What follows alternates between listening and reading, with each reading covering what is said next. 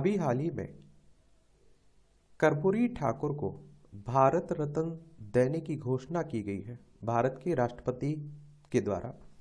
और देखिए, इस तरह के टॉपिक से आपके एग्जाम में क्वेश्चंस पूछे जाते हैं, चाहे वो आपका सिविल सर्विस का एग्जाम हो या फिर आपके स्टेट पीसीएस एग्जाम हो, वनडे एग्जाम हो। और मैं आप लोगों से बार बार कहता भी हूँ कि आप जिस भी एग्जाम की तैयारी करें उसके कम से कम 3 से 4 साल पुराने क्वेश्चंस पेपर उठा के देख लिया करिएगा। भारत रत्न से क्वेश्चंस पूछे जाते हैं, कर्पूरी ठाकुर से क्वेश्चंस पूछ लेंगे। तो आए तो हम लोग भारत रत्न और कर्पूरी ठाकुर के बारे में एक सामान्य जानकारी देख लेते हैं। और कर्पूरी ठाकुर का संबंध बिहार से है। अगर बिहार की बात करें तो राजधानी इसकी पटना आपको देखने को मिलेगी और इसकी अंतर्राष्ट्रीय सीमा नेपाल से लगती है। राज्यों में देखें तो उत्तर प्रदेश से लगती है, झारखंड से लगती है और पश्चिम बंगाल से लगती है। यहाँ विधानसभा में 243 सीटें हैं, विधान परिषद में 75 सीटें हैं, राज्यसभा में 16 सीटें हैं, लोकसभा में 40 सीटें हैं। 96,940 वर्ग किलोमीटर में आपका बिहार फैला हुआ है। क्या फैला हुआ है? बिहार फैला हुआ है।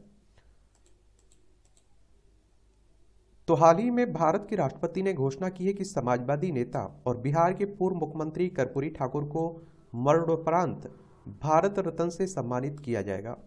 और इस वर्ष पूर्व मुख्यमंत्री कर्पूरी ठाकुर की जन्म शती के उपलक्ष्य में बिहार में 3 दिवसीय समारोह आयोजित किया जा रहा है। और अब आप बात आती है कि कर्पूरी ठाकुर कौन थे। तो इनका जन्म आपको बता दूं कि समस्तीपुर में हुआ था बिहार में। कब? 24 जनवरी 1924 में। कर्पूरी ठाकुर, जिन्हें जननायक कहा जाता है, एक प्रमुख भारतीय राजनीतिज्ञ थे, पॉलिटिशियन थे और जिन्होंने 1970-71 और 1977 से 79 तक दो बार बिहार के 11वें मुख्यमंत्री के रूप में काम भी किया था। और प्रारंभिक जीवन और राजनीतिक आधार इनका 1942 से 67 तक रहा। वह एक स्वतंत्रता सेनानी, कट्टर समाजवादी थे और जिन्होंने जयप्रकाश नारायण, डॉक्टर राम मनोहर लोहिया तथा रामनंदन मिश्रा जैसे दिग्गजों के मार्गदर्शन में काम भी किया था। ओबीसी के बीच अत्यंत पिछड़ा वर्ग, जो आप देखते हैं कि ईबीसी है ना, कि सूचीबद्ध रूप में सूचीबद्ध नाई समुदाय का प्रतिनिधित्व किया इन्होंने। और 1952 में राजनीति में प्रवेश किया और 1985 तक वो विधायक रहे।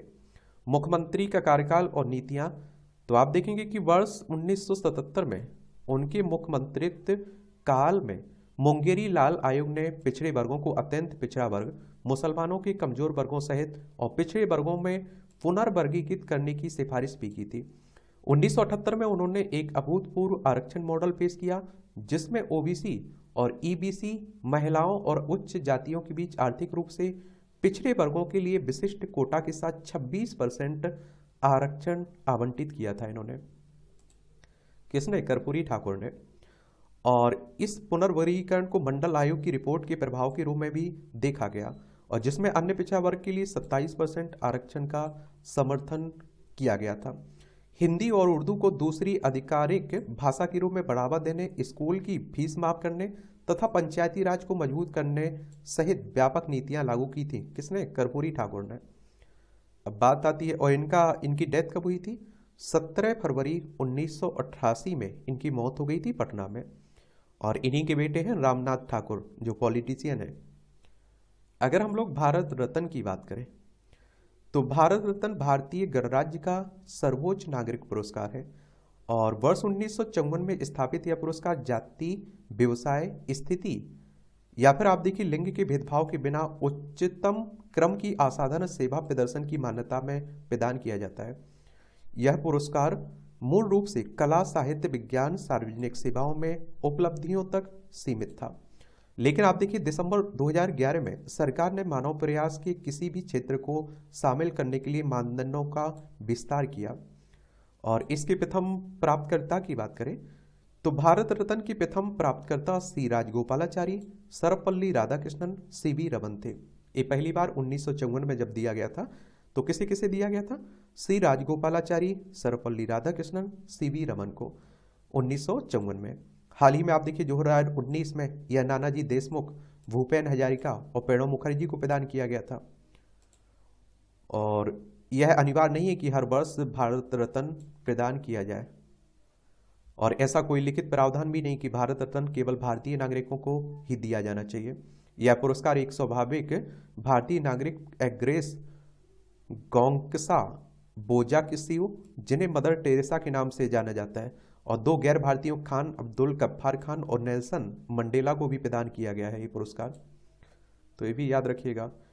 भारत रत्न हेतु सिफारिश प्रधानमंत्री द्वारा भारत के राष्ट्रपति को की जाती है, और भारत रत्न पुरस्कारों की संख्या किसी विशेष वर्ष में अधिकतम 3 वर्ष तक सीमित है, और पुरस्कार प्रदान किए जाने पर प्राप्तकर्ता को राष्ट्रपति द्वारा हस्ताक्षरित एक सनद, प्रमाण पत्र और एक पदक प्राप्त होता है। पुरस्कार में कोई मौद्रिक अनुदान नहीं है, पैसा नहीं है इसमें। और संविधान के अनुच्छेद 18(1) के अनुसार पुरस्कार का उपयोग प्राप्तकर्ता के नाम के उपसर्ग या प्रत्यय के रूप में नहीं किया जा सकता है। हालांकि एक पुरस्कार धारक अपने biodata, letter head, visiting card आदि में निम्नलिखित अभिव्यक्ति का उपयोग करके यह बताना आवश्यक समझता है कि वह राष्ट्रपति द्वारा भारत रत्न से सम्मानित पुरस्कार का प्राप्त करता है। तो इस तरह से भारत रत्न के बारे में और कर्पूरी ठाकुर के बारे में एक सामान्य जानकारी जरूर रखिएगा।